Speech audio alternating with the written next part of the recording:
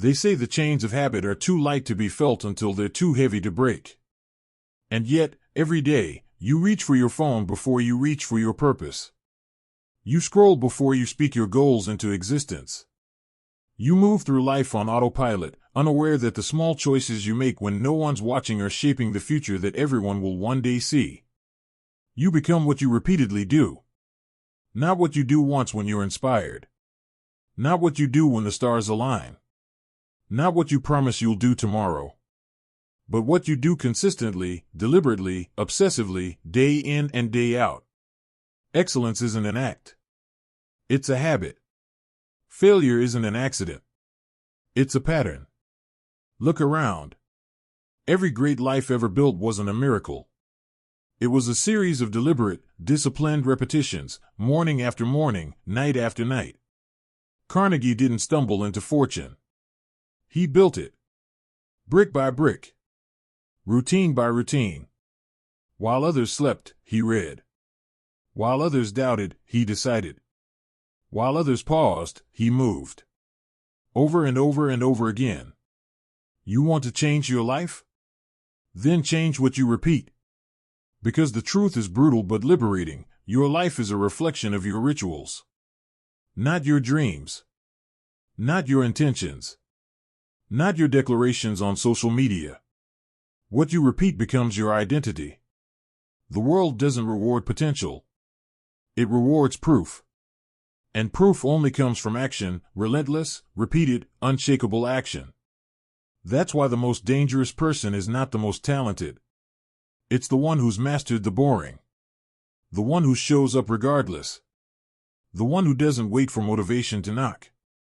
Because they know that motivation is temporary, but identity is permanent. And identity is sculpted by the blade of habit. You think the greats were born special? Walt Disney was fired from a newspaper for lack of imagination. Oprah Winfrey was told she wasn't fit for television. Thomas Edison failed 10,000 times, but he didn't see failure, only feedback. Each time they got up, each time they pushed forward, they were writing the same message into their soul: this is who I am now. And that's the secret no one tells you: success isn't a destination, it's a direction. And direction is decided not once in a flash of inspiration, but in 1,000 quiet mornings where you choose progress over pleasure. The masses wake up to survive. But the greats? They wake up with intention. They don't need the world's permission to be consistent. They command their day like a general prepares for war. Because they know the battlefield of life is won in the routines you refuse to skip.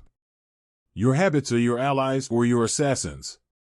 The food you eat, the thoughts you think, the words you speak, the content you consume, the people you allow into your circle, they're either building your legacy or burning it. Discipline is not punishment. It is the highest form of self-love. Because when you commit to discipline, you are saying, I believe in the future version of me enough to sacrifice for them today. And most people will never taste that level of power. Because they're addicted to the comfort of the now. But you're not most people.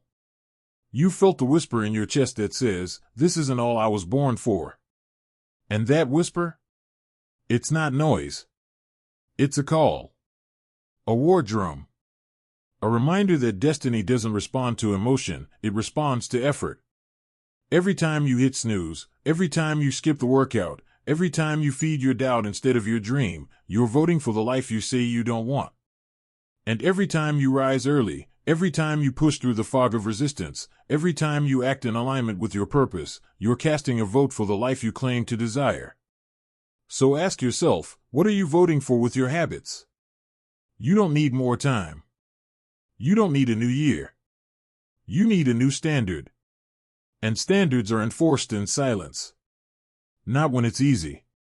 Not when it's convenient. But when it's pouring rain and you still show up.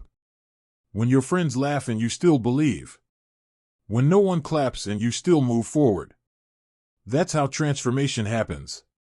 That's how the caterpillar becomes the butterfly, not by wishing, but by enduring the dark, suffocating pressure of the cocoon, again, and again, and again. You want to fly? Then earn your wings in the repetition. Because in the end, you don't rise to the level of your potential. You fall to the level of your habits. Ask ChatGPT,